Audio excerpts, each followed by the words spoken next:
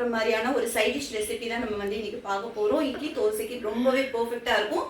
Even puri சப்பாத்திக்கு கூட இது வந்து சைட் டிஷ்ஷாக நம்ம வந்து வச்சு சாப்பிட்லாம். இன்னைக்கு நான் பண்ண போகிற ஐட்டம் என்ன அப்படின்னு பார்த்தீங்கன்னா இட்லி குருமா. இட்லிக்கு ரொம்பவே ஆப்டாக இருக்கும். நான் இன்னைக்கு இட்லி தான் பண்ண போகிறேன், அதனால இட்லி குருமாவும் செய்ய போகிறேன். இந்த இட்லி குருமா எப்படி செய்யறது அப்படின்னு வீடியோவில் போய் பார்க்கலாம் வாங்க. நம்ம வந்து டின்னருக்கு செய்கிற சைட் டிஷ் தான் நாங்கள் பார்க்க போகிறோம். இட்லி குருமா பண்ண போகிறேன் நான். அதுக்கு என்ன 10 நிமிஷம் இருந்தாலே போதும் நம்ம இந்த இட்லி குருமாக்கு. இட்லிக்கு இந்த குருமா வந்து டேஸ்ட் அவ்வளோ சூப்பராக இருக்கும். இது வந்து இட்லிக்கு மட்டும் இல்லை மற்ற டிஃபனுக்கும் ரொம்ப நல்லா இருக்கும். ஆனால் ஸ்பெஷலாக பார்த்தீங்கன்னா இது இட்லியாக ரொம்ப டேஸ்டியாக இருக்கும். ஒரு 10 நிமிஷம் இருந்தாலே போதும், நம்ம டக்குன்னு செஞ்சிடலாம். இதுக்கு ஃபஸ்ட்டு அரைக்க வேண்டிய ஐட்டம் என்னென்ன அப்படிங்கிறத நம்ம வந்து பார்த்துருவோம். ஒரு பூண்டு 15 பூண்டு வரைக்கும் நான் உரிச்சு எடுத்து வச்சுருக்கேன்.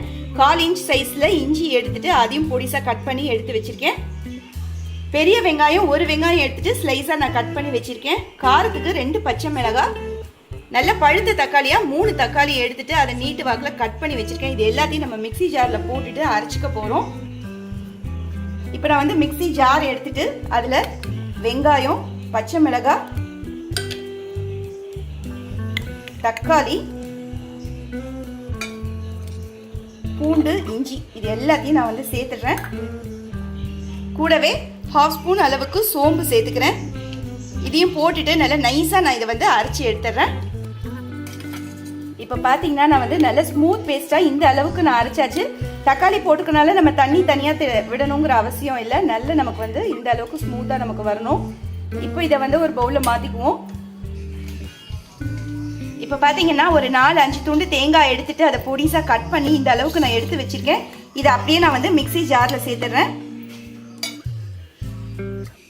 இப்போ நான் வந்து தேங்காய் மட்டும் போட்டுட்டு நல்ல பல்ஸ் மோடில் வச்சு ஒரு திருப்பி எடுத்துகிட்டு வரேன்.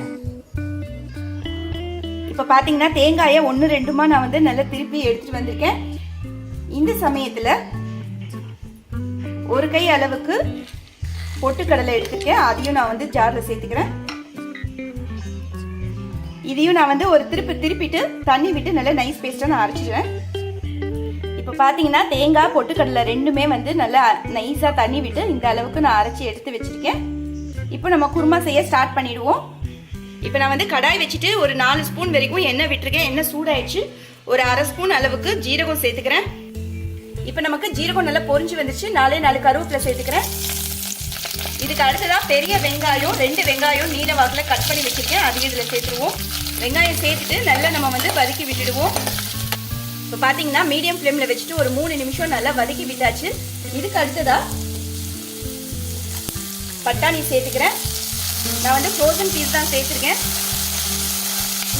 ஒரு 1/4 கப் அளவுக்கு பச்சை பட்டாணி சேர்த்துருக்கேன். சேர்த்துட்டு இதையும் நல்லா மிக்ஸ் பண்ணிடுவோம்.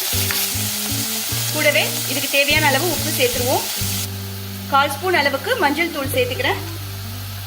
உப்பு மஞ்சள் தூளும் சேர்த்துட்டு நல்லா நம்ம வந்து கலந்து விட்டுடுவோம்.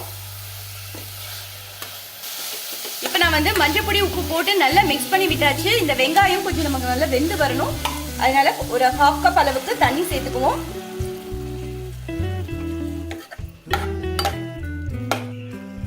இப்போ இது வந்து ஒரு 5 நிமிஷம் வேகட்டும். நான் லிட் போட்டு மூடி வச்சிடுறேன். ஒரு 5 மினிட்ஸ் கழிச்சு பார்ப்போம்.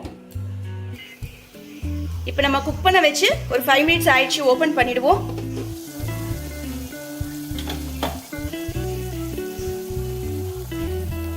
பார்த்தீங்கன்னா உங்களுக்கே தெரியும் வெங்காயம் நல்ல நமக்கு குக் ஆயிடுச்சு. 50% வரைக்கும் குக் ஆனாலே போதும். ஒரு 5 மினிட்ஸில் நமக்கு நல்ல 50% வரைக்கும் நல்ல குக் ஆகி வந்துச்சு. இதுக்கு அடுத்ததான் நம்ம தக்காளி, இஞ்சி, பூண்டு விழுதை நம்ம வந்து சேர்த்துருவோம். நம்ம அரைச்ச விழுதை சேர்த்துட்டு அதுலேயே கொஞ்சமாக தண்ணியும் விட்டுட்டு அதையும் நான் இதில் விட்டுடுறேன். எல்லாமே நம்ம பச்சையாக அரைச்சிருக்கிறதுனால நமக்கு அந்த ராஸ்மெல் எல்லாமே போகணும். அதனால நல்லா கொதிக்க விட்டுடலாம். இப்போ இது கொதிச்சிட்டு இருக்கும் போதே நம்ம மற்ற மசாலாவும் சேர்த்துடலாம். ஒரு 1/2 ஸ்பூன் அளவுக்கு காஷ்மீர் சில்லி பவுடர் சேர்த்துக்கிறேன். அதே 1/2 ஸ்பூன் அளவுக்கு தனியா தூள் சேர்த்துக்கிறேன். 1/4 ஸ்பூன் அளவுக்கு கரம் மசாலாவும் சேர்த்துக்கிறேன். இப்போ இதை சேர்த்துட்டு நல்லா நம்ம வந்து மிக்ஸ் பண்ணி விட்டுடுவோம். இப்போ நான் இதில் வந்து கொஞ்சமாக தண்ணி சேர்த்துக்கிறேன். நமக்கு இதெல்லாம் கொதிச்சு நல்லா நமக்கு அந்த ராஸ்மெல் எல்லாம் போகணும். அந்த அளவுக்கு நல்லா கொதிக்க விட்டுடுவோம். இப்போ நான் வந்து லிட் போட்டு மூடி வச்சிருக்கேன். கொதிக்கும் போதே நல்ல ஒரு வாசனை வருது. பார்த்தீங்கன்னா தெரியும். சுற்றி வர நமக்கு நல்ல எண்ணெய் பிரிஞ்சு வந்திருக்கு. நல்லா கொதிச்சு நல்ல ஒரு வாசனையும் வர ஆரம்பிச்சிருச்சு. இப்போ இது கொதிச்சிட்டு இருக்கும் போதே நம்ம தேங்காய் பொட்டுக்கடலை விழுதையும் போட்டுடுவோம். இதுலயே கொஞ்சம் தண்ணியும் சேர்த்துட்டு நான் அதையும் இதுல விட்டுடுறேன். இப்போ இதை வந்து நல்லா நம்ம வந்து மிக்ஸ் பண்ணி விட்டுடலாம். இது போட்ட உடனேயே நமக்கு ரொம்ப சீக்கிரமா கெட்டியாக ஆரம்பிச்சிடும். அதனால நமக்கு ராஸ்மல் எல்லாம் போனதுக்கு அப்புறம் லாஸ்டா நம்ம இதை சேர்த்துக்கிட்டோம்னா நம்மளுடைய குருமா வந்து ரொம்பவே பெர்ஃபெக்டா இருக்கும். பாத்தீங்கன்னா நல்லா நமக்கு திக்காக ஆரம்பிச்சிருச்சு. நம்ம இந்த கன்சிஸ்டன்சி வந்தோடனே நம்ம கேஸ் ஆஃப் பண்ணிடலாம். ஏன்னா நமக்கு ஆற ஆற நல்லா திக்காயிடும். ஏன்னா நம்ம பொட்டுக்கடலை சேர்த்துருக்கனால சீக்கிரம் நமக்கு கெட்டிப்பட ஆரம்பிச்சிடும். இது கூட வாசனைக்காக கொஞ்சமா கொத்தமல்லி தழையும் சேர்த்துக்கிறேன். கூடவே நான் கொத்தமல்லி தண்டும் வந்து சேர்த்துருக்கேன். நல்ல ஒரு ஃப்ளேவர் கிடைக்கும் அப்படிங்கிறதுக்காக. இதோட கேஸையும் ஆஃப் பண்ணிடுவோம். அவ்வளோதான், நம்மளுடைய பெர்ஃபெக்டான 10 நிமிஷத்துல செய்யக்கூடிய இட்லி குருமா ரெடி ஆயிடுச்சு. ரொம்பவே டேஸ்டா இருக்கும். கண்டிப்பா நீங்க ஒரு முறை செஞ்சு பாருங்க, மறுபடியும் செய்வீங்க. இது நல்லா ஆறட்டும். ஆறுனதுக்கு அப்புறம் பார்ப்போம். இன்னைக்கு நம்மளுடைய டின்னர் வந்து பாத்தீங்கன்னா இட்லி பண்ணிட்டு அதுக்கு நான் வந்து இன்னைக்கு சைட் டிஷ்ஷா இந்த இட்லி குருமா பண்ணியிருக்கேன். ரொம்ப ரொம்ப சூப்பரா இருக்கும். இந்த குருமாக்கு இட்லியில வச்சு சாப்பிட்டோம்னா அவ்வளோ டேஸ்டா இருக்கும். கண்டிப்பா நீங்களும் ட்ரை பண்ணி பாருங்க.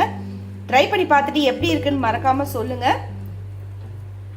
குழந்தைங்களுக்கு இந்த மாதிரி செஞ்சு கொடுத்தீங்கன்னா ரொம்பவே லைக் பண்ணி சாப்பிடுவாங்க.